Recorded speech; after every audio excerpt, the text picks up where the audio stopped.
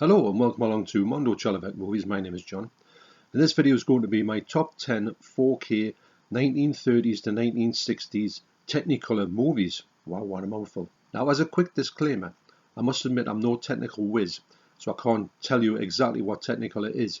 I just know that Technicolor for me has a certain type of look. I think it's a kind of, I'm going to say gaudy colour, and I don't mean it in a disrespectful way. I mean it in a sort of a bright, vivacious way. And I think the colours that this top 10 show are some of the most vibrant colours I've ever seen on 4K format. And with the advent of HDR and 4K, it takes these movies to a different level. So I must admit, looking through these movies in 4K is like seeing them for the first time. So coming in at number 10 is 1939's The Wizard of Oz. Now, I've got to say that all this top 10 is the classic films, and they're all great, and they all look great. That's one thing you can say about this top 10. You can go with them. If you want to buy any of these, you will know you're getting a really good looking colour movie. So all of these movies were shot in 35mm unless I state otherwise. And this one starts off in black and white and then it goes to colour after about 20 minutes. And the colour, for 1939, I'm going to say the colours on this are extraordinary. The fact that they could make this in 1939 and make it look this good is quite unbelievable. So this movie was shot with a process 3-strip Technicolor.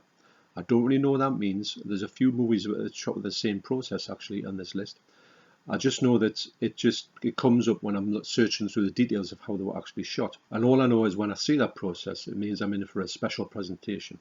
So coming at number 10 is the classic The Wizard of Oz. So at number 9 is 1943's The Phantom of the Opera. Now, I was quite surprised by this movie because in the Universal Monsters collection, it's the only colour one out of the 2 4K discs. Now, when I put that on, I thought, oh, I didn't realise this is in colour, so I thought, that's something different. But when I actually looked at it, I thought, I can't believe the colours on this movie. But back in the day, when these movies are really saturated in colour, it kind of works for them in a fashion because it doesn't make you think, oh, that looks false.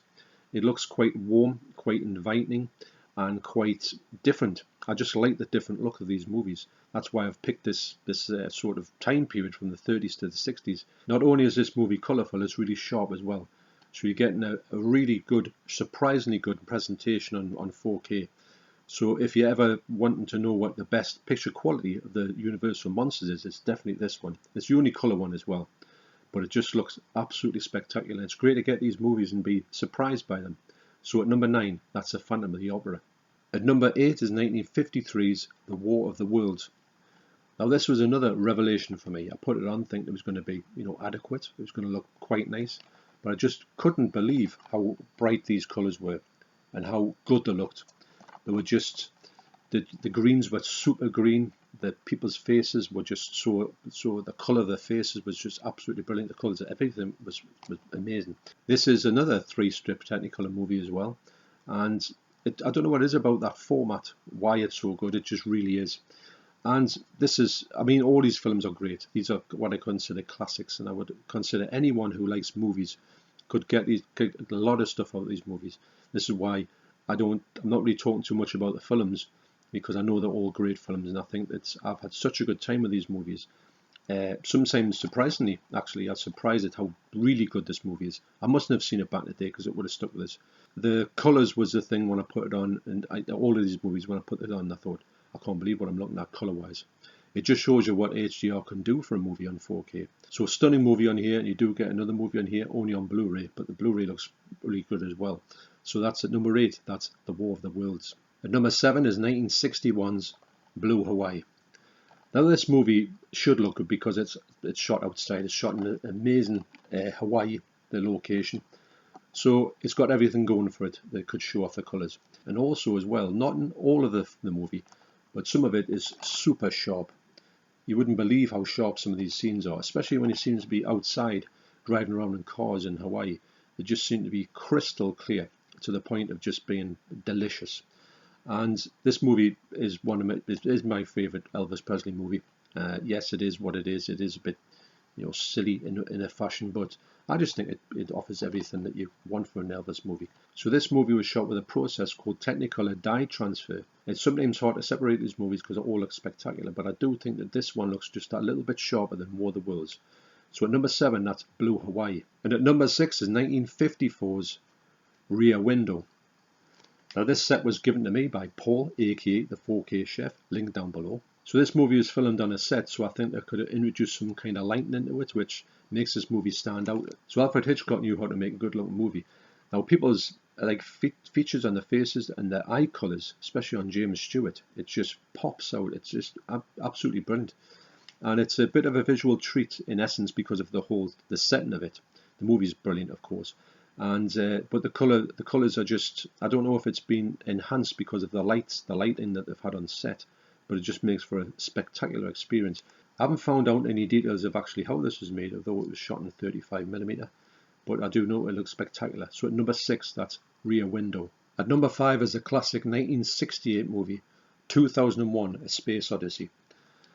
Now, it's funny because when you look at this movie, I was trying to find out the details about the technical aspects. So what I'm going to do is, I'm just going to show you what I took a screenshot of what I was looking at.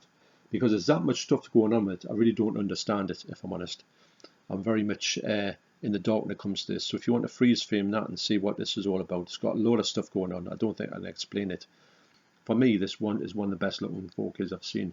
It looks spectacular. Now, this movie is very colourful in some parts, not every part. And I think that you've got to say that some of it's muted, some of it's quite white. But when it gets going and you see some of these shots and stuff like that, then you just know it's just the reds. It's a masterpiece of a movie anyway.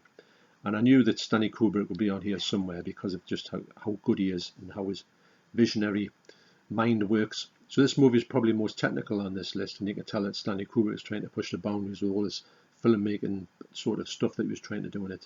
So at number 5, that's 2001: A Space Odyssey. So speaking of Stanley Kubrick, at number 4 is 1960's Spartacus. Now this movie isn't, you wouldn't say it's a pure Stanley Kubrick movie because he just took over it. He took over the directing thing when Kirk Douglas fell out with the original director and he hired Stanley Kubrick to finish off the film.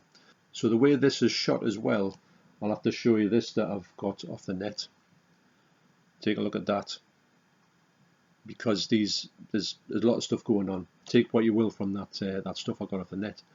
But I do know that this movie looks like so sharp. It's one of these movies that Technicolor ones sometimes they can be a bit soft-ish in places, but these ones coming up are super sharp. In fact, they shouldn't look so good because you think with the sharpness of them, they would start to get like heavy grain to get the sharpness of it. But to be honest, the ones coming up, they don't have any grain in it. I mean, this hasn't got much grain in it as well, which is like unbelievable. I don't know what it is about these biblical type movies, but they just look so good when you see a 4K. I'm going about again when you see a 4K in HDR for the Technicolor things. It's just like another level for me. So at number 4, that's Spartacus. So as much as these movies look spectacular and highly recommended, I've got to say the top 3 are just something else. So at number 3 is 1952's Singin' in the Rain. So when I was watching Keith from Euphoria Pictures, link down below to his channel, I was watching a video that he made on this particular release. He said that this movie looked something else. So I thought I'll have to get that. And also I have to get this packaging because it's just absolutely amazing. It's one of those ones where you just think, yeah, that's definitely something I'm going to be after. When I put it on, I mean, Keith said that it looked sharp and it looked colourful. And he was right. But the amount of sharpness in this picture and the colour as well as not having too much grain in it as well, which I don't know how they've done it, it just looks sensational. So again, this is a 3-strip Technicolor movie. There's that name again. And it just looks fantastic, and it's a great movie as well because every song that you hear in it, you've heard it before. And even when you think, oh, I haven't really seen this movie for a long time, all the songs are songs that you just remember instantly. It's just such a great movie anyway, and I can't wait to watch it fully. But honestly, the scenes that I put in here, the colours, the yellows, the blues, the reds, there's other colours in here which I've never really seen before in movies, like sort of violet and things like that. It's something else. So at this moment, the standard version of this is in the 2 for £24 sale in HMV, so it'd be a good time to pick it up if you wanted to show off your system. So at number 3, that's Singin' in the Rain. So when I was doing this list, I thought that this movie would be number 1, and it's just been pipped at the post, but it's taken nothing away from it. So at number 2 is 1958's Vertigo. Again, a big shout out to the 4K Chef for getting me this 4K box set. So yes, when we put this on and watched this movie, me and the Debs, and I was expecting it to look pretty good. I was expecting it to be nice, and that's about it. But I could not believe what I was looking at. This movie, the colour in it is like nothing else. The reds in it, the whole, going back to James Stewart's eyes again, when they're out, when they're in the cars just look, it's just everything about it is like you're watching a great movie, but you can't believe the picture you're seeing. So every place that they go, whether it be inside, whether it be outside, the colours and the sort of the blue skies and everything about it is just unbelievable. It's such a revelation. Now, this was filmed in VistaVision. If I ever see a movie that was shot in VistaVision, I'm going to definitely pick it up in 4K, whatever that movie is, because I know you're in for a treat. Because this has got 4 of Hitchcock's best movies in, and plus, for me, at this point, it's got the best ever looking one as well. So that's at number 2. That's Vertigo. So when I was comparing all these movies last night, I knew this was going to be quite high in the list. But when I looked at it compared to the other ones, it is number 1 with a bullet. So at number 1 is 1956's The Ten Commandments. Wow. That's all I can say. When I was putting these on, I thought Vertigo was going to be number 1 because it's so good. I thought this isn't going to top it. When I put it on, it just left Vertigo like standing, which is unbelievable to say because this is, if you've seen Vertigo, you know how good that is. But this one, everything about it is just sensational. The picture quality is like, it's got that, the warmth of it. So some of the costumes in here, the colours in them, they're just unbelievable. The sets that they are just crystal clear. They have a bit where Moses is found in a basket in a sort of lake. The reeds that they've got, the plants that they've got, it might be it's half a stage and half like real life, like outside in location. You can see everything, every detail of the plants. I've never, when I was looking through this again, I just thought, really can't believe how good this is. And I know that John Clancy is a big champion of this movie. He said I think he said it's his favourite 4K of all time, or best looking 4K of all time, and I agree with him. I just knew how to get this on the strength of his recommendation. It seemed with Keith from Euphoria Pictures, I thought, if they recommend it, I'm going to get it, because I know I'm in for something special. If you want to see, in my opinion, the best 4K of an older movie, and when I'm going to say an older movie, I'm going to say an older colour movie, not an older black and white movie, even though Wizard of Oz has some black and white in it. This is by far the best. If you want to test your equipment, or you just want to sit and look at something that can be achieved on 4K, then look no further than this. It's just, it's got everything going from, it's got hardly any green in it.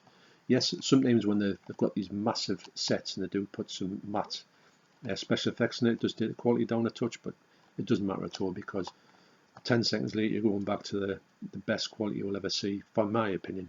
I might have to go back to the shelves and have a look around and see if this movie is truly the best 4K I own, but at this point I'm probably going to guess that it is.